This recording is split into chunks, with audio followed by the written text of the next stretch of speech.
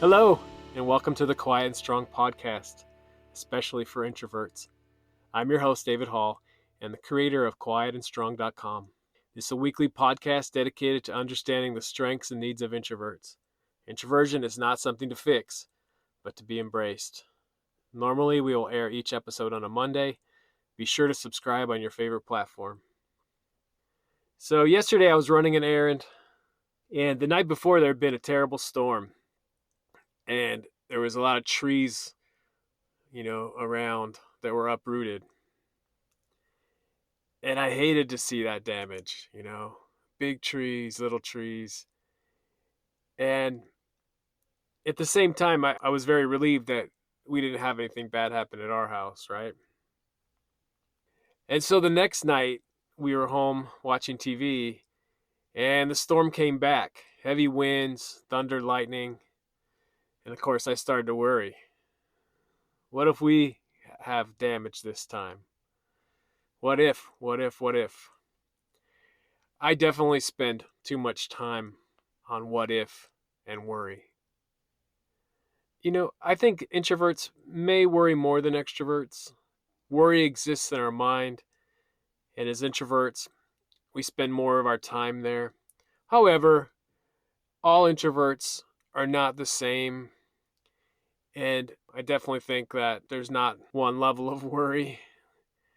I know my introverted wife doesn't worry nearly as much as me, and often she's a more calming influence to me in my worry.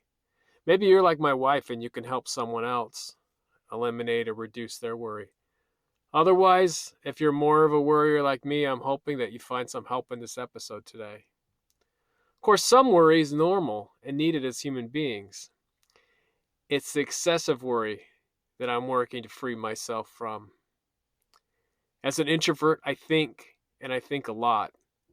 Most of the time, this is a strength I have. In my thinking, I can come up with some great ideas for both my work and my personal life, and come up with some great contingency plans as well. But it's when my analytical mind goes into over-analytical mode, and I start that what-ifing way too much, and I can get very stressed out. So I recall a stressful day I had. I had a flat tire on what was going to be a very busy day at work. Lots of meetings, lots of things to get done. And I also had a couple sick kids that needed to go to the doctor. I definitely was filled with worry and let it get the best of me that day. I found a great article on how to stop worrying at helpguide.org, and it was full of great self-help tips. Here's an excerpt from the self-help tip number 2, challenge anxious thoughts. So, stop worrying by questioning the worried thought. What's the evidence that the thought is true? That it's not true? Is there a more positive, realistic way of looking at the situation? What's the probability that what I'm scared of will actually happen? If the probability is low, what are some more likely outcomes? Is the thought helpful? How will worrying about it help me, and how will it hurt me? What would I say to a friend who had this worry? Yeah, we're often able to give some great advice to others that we don't take ourselves, right? So, on this day, I was worried I wasn't going to make it to work on time. The truth was, I wasn't. I was going to be late. There was no way around it. I chose to look at the situation in a more realistic way. Instead of worrying about being late, I sent off a couple emails and made necessary arrangements at work. Back at my truck, I put on a very sad-looking spare tire, and more worry, I was worried that I might not make it to the tire shop. As I thought about that thought further, the probability was that I actually would make it just fine. The tire shop was very close to home. And I was also worried that the new tires were going to cost far more than I wanted to spend right now. In reality, these negative thoughts were not helpful. It was going to cost money. My worry was not going to change the cost or the fact that the tire had to be replaced. Whatever it was going to cost, I just would have to work it out.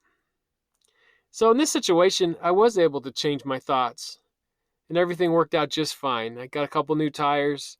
I got my essential work done for the day, and we did get the kids to the doctor. In the end, I was able to spend less time worrying about my problems and more time solving them. So ultimately, I had a more productive day and took care of the situation and got my work done, got my tire fixed, took the kids to the doctor, and it all worked out. If you do worry excessively, we can and need to change our thoughts to eliminate or reduce worry. Another cure for worry I have found is being incredibly busy. I'm so busy these days that I don't have much time to worry. I don't recommend trying to become overwhelmed to eliminate worry, but it has been a nice bonus for me. Another strategy is to turn your thoughts outward and serve someone else to help eliminate your own worry. Perhaps a healthier way to get busy so you can stop worrying is to take a look around and see how you can make someone else's life better. Maybe you can think of a way you can do something nice for someone. Like maybe they're having a bad day and you can take them out to lunch. Or another example, after a busy day, maybe one of your kids needs some attention and you can stop what you're doing and hang out for a while. And maybe just there's someone that could just really need a boost and you can find something nice to do for them. It might even be just saying hello, and a smile can brighten someone else's day.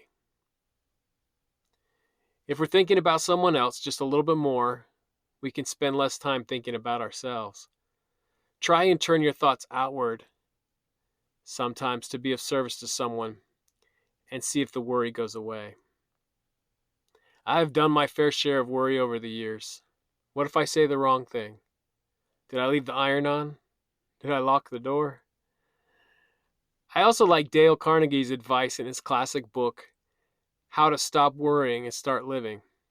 He states, if you have a worry problem, do these 3 things. Number 1, ask yourself, what is the worst that can possibly happen? Number 2, prepare to accept it if you have to. Number 3, then calmly proceed to improve on the worst. I have used this advice from time to time, and it's greatly reduced and often eliminated my worry. I may worry that no one will listen to this podcast, but I combat that by saying, even if not one person listens, I'll have captured my ideas on a topic that's really important to me. So after last night's storm, we did lose an orange tree in our front yard. Worrying about it wouldn't have helped at all. Luckily, it didn't do any damage to anything else. We will have to take the tree completely out. And it's a fact of life that things are going to happen. My worry did not save the tree, and my worry won't remove it. I can look at it on the bright side and be grateful that nothing else happened, and also think about, okay, what can we do with that space now? So back to Dale Carnegie. Think about what's the worst that can possibly happen, accept that it might, and then calmly proceed to improve on the worst. Things will happen, but by changing our thoughts, we can eliminate or at least minimize excessive worry. Thank you so much for joining me today. I look forward to further connecting with you. Check out quietandstrong.com. Email me at david@quietandstrong.com. I'll add social media channels to the show notes. Please comment on social media posts related to this podcast. Send me topics or guests you would like to see on the show. There's so many great things about being an introvert, and so we need those to be understood. Get to know your introverted strengths and needs and be strong.